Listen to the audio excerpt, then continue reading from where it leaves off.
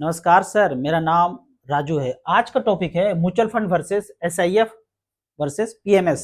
SIF एक नया category launch होने जाएगा, अभी आप देखेंगे तरह तरह से एनएफओ आना शुरू होगा एएमसी का। स्पेशलाइज्ड इन्वेस्टमेंट फंड, तीनों में क्या खासियत है? म्यूचुअल फंड के बारे में तो जान ही रहे हैं, मिनिमम 100 रुपया इन्वेस्ट कर सकते हैं। एसआईएफ में 10 लाख रुपया मिनिमम इन्वेस्ट कर सकते हैं। 9 लाख इन्वेस्ट ये मानेगा नहीं, 10 लाख ही चाहिए। पीएमएस में 50 लाख चाहिए। पीएमएस में फंड मैनेजर जो भी अलॉट होते हैं वो एफएनओ में भी लॉन्ग शॉर्ट कर सकते हैं, फ्यूचर एंड ऑप्शन खरीद सकते हैं, मतलब ज्यादा रिस्क ले सकते हैं आपके पैसे के साथ।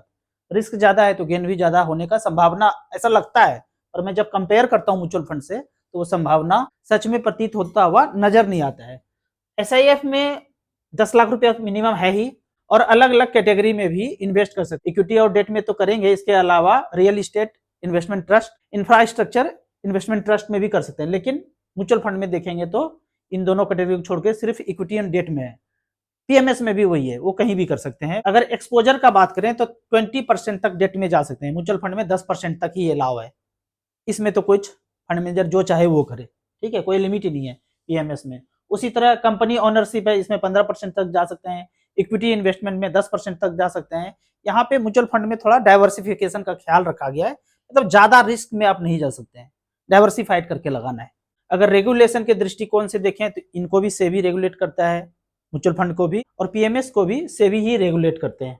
टैक्सेशन का बात करें तो शॉर्ट टर्म कैपिटल गेन 20% और लॉन्ग टर्म 12.5%, जो म्यूचुअल फंड में है वही एसआईएफ में भी है। लेकिन पीएमएस में depend on the type of security held. इसका मतलब क्या है कि मान लेते हैं कि साल भर तक डेट फंड में ही अगर इन्वेस्ट करके रखा फंड मैनेजर, इक्विटी में रखा ही नहीं, या फिर रियल इस्टेट इन्वेस्टमेंट ट्रस्ट में बना के रखा, तो उस हिसाब से जो टैक्स बनेगा उसके हिसाब से इसके ऊपर टैक्स लगेगा। लेकिन म्यूचुअल फंड और एसआईएफ में 12.5% long term capital gain tax वही लगेगा। अब यहाँ पे कंपेयर का बात होता है तो यहाँ पे इन्वेस्टमेंट के दृष्टिकोण से मिनिमम तो 100 रुपया इन्वेस्ट कर सकते हैं। 10 लाख रुपया एसआईएफ में जो आने वाला है, और पीएमएस में 50 लाख। लेकिन अभी तो ये फ्यूचर में आएगा, एफएनओ में भी कर सकते हैं, लॉन्ग शॉट खेल सकते हैं।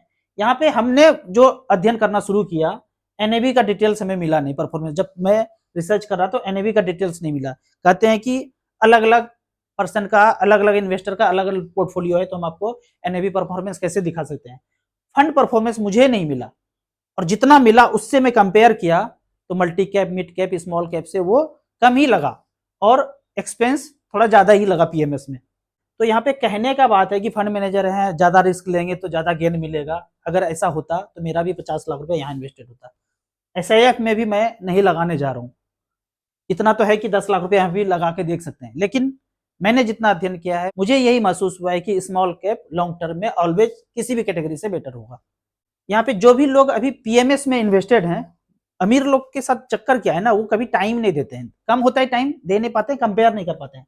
तो आपको छोटा सा एक कंपेयर अगर करना है तो मल्टी कैप, मिड कैप और स्मॉल कैप कैसे देखेंगे? StarSIP.in में जाएंगे, ये हो गया आपको मल्टी कैप, ये हो गया मिड कैप, और तीसरा कैटेगरी हो गया स्मॉल कैप। इसमें एएम वाइज जो सबसे ज्यादा ऊपर है उसको आप कंपेयर करके देख लीजिए कि किस फंड ने क्या किया है। उदाहरण के तौर पे जिसका एएम सबसे ज्यादा है, पिछला 10 साल का डाटा लेना है, 2015 से लेकर पहला फंड यहाँ पे आता है Nippon India multi cap. 50 lakh रुपया वन टाइम, 35,000 करोड़ का ईएम है। पिछले 10 साल में 1 करोड़ 74 लाख बनाया है। आपके अपने पीएमएस से कंपेयर करके देखना है।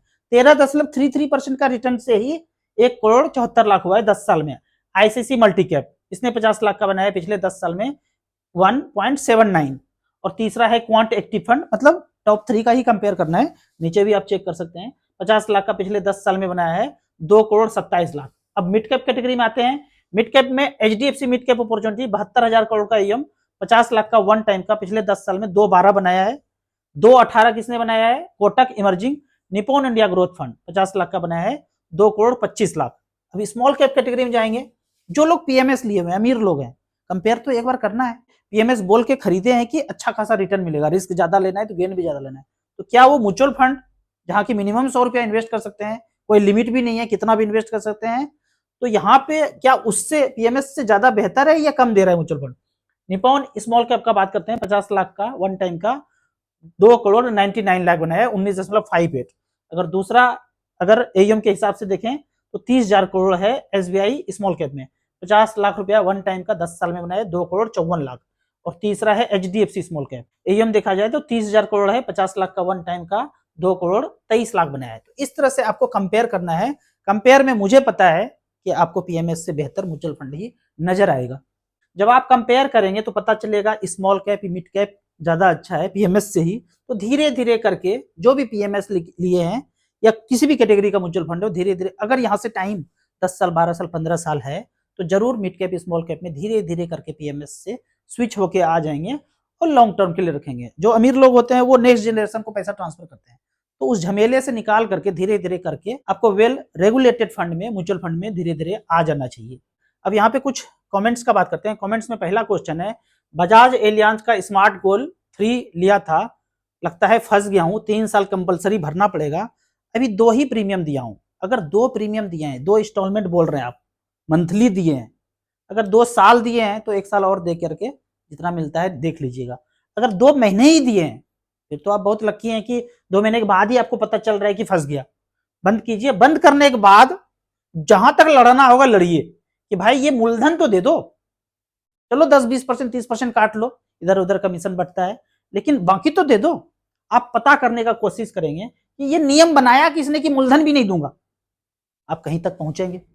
फिर वहां आगे पूछेंगे, फिर उसके आगे भी ऊपर जाएंगे, ऊपर जाते जाते जाते सबसे ऊपर के ऊपर जाना चाहेंगे तो पता चलेगा ईस्टइंडिया.com ने नियम कानून बनाया है, वहां से 7 समंदर पार से। इसके लिए आपको राजू चौधरी वाले चैनल पे जाएंगे ना और इसके प्लेलिस्ट में देखेंगे जो जो लोग के साथ इस तरह का अन्यायपूर्ण व्यवहार हो रहा है, उसको प्लेलिस्ट में जाके 5 वीडियो देखना है, धीरे धीरे सीखना है कि किसी के अंदर में किसी के अंदर में, फिर एक दिन जाग करके वो सारा जो है सिस्टम उनका खत्म करके अपना सिस्टम निकालवाएंगे। इस क्वेश्चन के लिए इतना ही। अब दूसरे क्वेश्चन के लिए छलांग लगाते हैं। दूसरा क्वेश्चन ये है, स्टूडेंट लोन लेना चाहिए कि नहीं लेना चाहिए? बिल्कुल ले लीजिए, और जब जॉब लगे तो धीरे धीरे करके पार कर दीजिए। एक म्यूचुअल फंड के अलावा एक क्वेश्चन है कि 5 महीने की मेरी बेबी है, पेट में है, और कहते हैं कि किडनी खराब है, ठीक है, तो क्या वो ऐसे ही नॉर्मल जिंदगी गुजार देंगे जन्म लेने के बाद, या फिर कुछ हो सकता है? अमित जी को कांटेक्ट करें। बिल्कुल कांटेक्ट करना है। इन बातों को देखते हुए 3 चीज आपको याद रखना है। पहला, भरोसा नहीं करना है, बिल्कुल भी भरोसा नहीं करना है, इतनी सा भी भरोसा नहीं करना है। उदाहरण के तौर पे मैं आपको एक आइडिया देता हूं। वह कहते हैं कि दादाजी को और पापा जी को आपका ना शुगर था, और आप जब टेस्ट कराए तो पूछा गया आपके दादाजी को था, पापा जी को था, तो आपको भी है, तो फिर आप संतुष्ट हो गए, भाई ये तो जेनेटिक है, कुछ करना ही नहीं है, मतलब उनको हुआ था, हमको हुआ था, हमारे बच्चे को होगा भी, जेनेटिक है। आप घर आ गए, सुबह दोपहर शाम आप खाने लगे जो बताएगा, दिन में खाता हूँ, रात में खाता हूँ, दोपहर में भी खाता हूँ, जो दिया गया है। पर इसके जाल को कैसे तोड़ेंगे समझिए।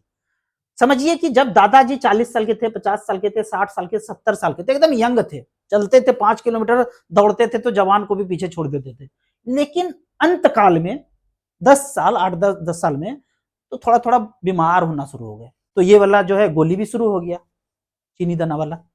जब ये शुरू हो गया और 10 साल के बाद ऊपर चले गए, तो क्या बोलेंगे, दादाजी इसके पेशेंट थे, 70 साल तक तो कुछ नहीं था, लास्ट के एज में खान पान में दिनचर्या में थोड़ा गड़बड़ हुआ या देख रेख अच्छा से नहीं हुआ तो ये प्रॉब्लम आ गया। अगर तो ये जेनेटिक होता तो बचपन से होता ना, डे 1 से होता, लास्ट के एज में हुआ, इसका मतलब क्या है, जेनेटिक नहीं है। आपको जो बोला गया है ना, उस बेचारे ने 1-1.5 करोड़ रुपया एजुकेशन लोन लिया है, भरना भी तो है उसको। इस चक्कर से कुचक्र में है, इसके लिए आपको मिसगाइड किया, क्योंकि बेचारे को पता नहीं है। ऐसा नहीं कि आपको ये दे रहे हैं, अपने बाबूजी के, अपने दादाजी को भी वो वही दे रहे हैं, उनको पता नहीं है बेचारों को।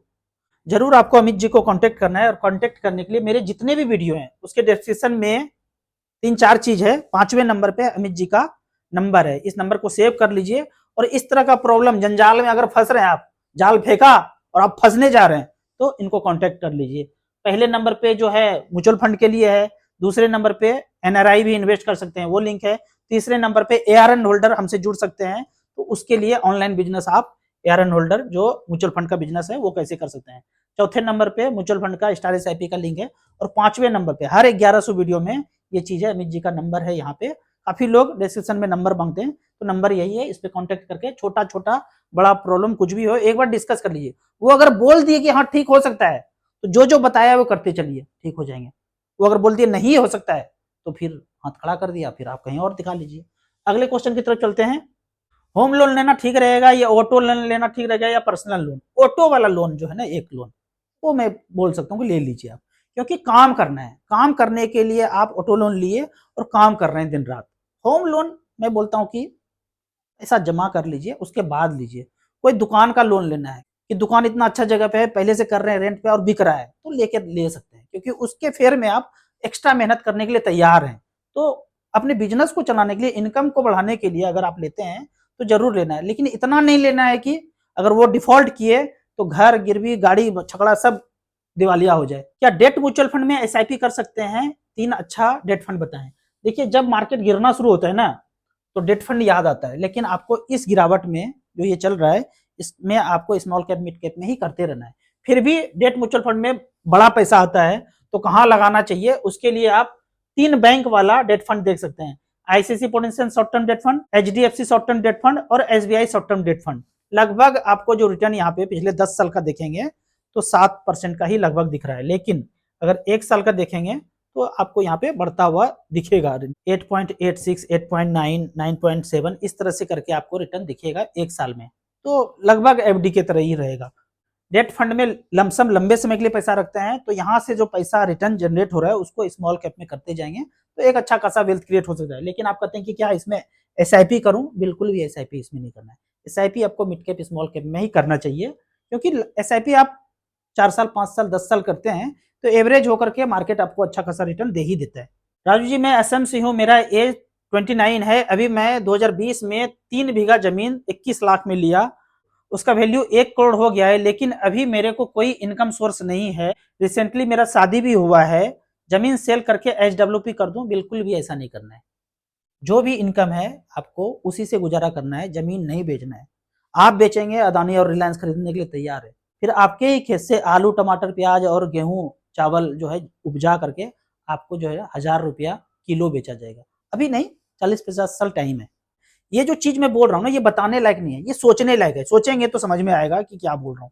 खाना पीना सब छोड़ करके एसआईपी करो? नहीं, बिल्कुल ऐसा नहीं करना है। मेरे बहुत सारे मित्र हैं जो बोलते हैं कि जब भी पूछता हूँ ना, यार बड़ा मजा आ रहा है। होता क्या है कि जो लोग लोन में ना फंसे, ईएमआई में ना फंसा, उनका 10,000 12,000 15,000 का भी एसआईपी अगर चल रहा है, और जो लोग नहीं जानते हैं उनका 30,000 35,000 का ईएमआई चल रहा है, तो पैसा बचता ही नहीं है। और 10,000 का एसआईपी करने के बाद भरपूर पैसा बच रहा है, क्योंकि ईएमआई में गया नहीं, तो अपने ऊपर खर्च करने का बहुत पैसा बच जाता है। तो कभी भी कंजूसी में नहीं जीना है। जब आप 10,000 12,000 15,000 के कैलकुलेशन से आप देख लेंगे कि 1 करोड़ रुपया जिंदगी में बनना तय है, तो फिर आप टेंशन ज्यादा नहीं करेंगे। करोड़पति बनना तय है तो फिर क्यों चिंदीगिरी करें। अपने ऊपर भरपूर खर्चा करना है, जितना हो सके उतना आप एसआईपी में इन्वेस्ट कीजिए, पर कंजूसी में अपना प्रेजेंट को नहीं डालना है। अगर मेरे पास 6 लाख रुपया और मुझे 2-3 महीने के बाद मंथली कुछ विड्रॉवल करना है, तो कौन से फंड में इन्वेस्ट करूं? अगर आपको 2-3 महीने के बाद ही पैसे की जरूरत है, तो मैं कहूंगा 5 लाख रुपया आप म्यूचुअल फंड में इन्वेस्ट कीजिए, बैलेंस कैटेगरी में, एचडब्ल्यूपी वाला जो ऑप्शन होता है। और 1 लाख रुपया आप जो 1 साल के अंदर जो खर्चा करने के लिए रख रहे हैं, वो 1 लाख रुपया बैंक एफडी में रखिए और धीरे धीरे करके खर्च कीजिए। और 5 लाख रुपया को आप एचडब्ल्यूपी वाला जो fund, SBI hybrid equity, HDFC hybrid equity, 2 fund में लगा करके 1 साल के बाद एचडब्ल्यूपी ऑप्ट कर लीजिएगा। मैं हमेशा कैलकुलेशन में बताया हूं, 10 लाख में आप 6,000 रुपया एचडब्ल्यूपी ऑप्ट कर सकते हैं, तो 5 लाख है तो 3,000 कर सकते हैं। तो उस हिसाब से आप इन्वेस्टमेंट शुरू कर सकते हैं। आपको इसी तरह म्यूचुअल फंड के बारे में और कुछ जानना है, इन्वेस्टमेंट के बारे में जानना है, तो इस नंबर पर मुझे व्हाट्सअप कर सकते हैं। कमेंट सेक्शन में आप इसी तरह क्वेश्चन पूछते रहिए। मैं आपको याद दिला दूं, मैं एक AMFI registered mutual fund distributor हूं। वीडियो अच्छा लगता है तो लाइक एंड शेयर जरूर करें।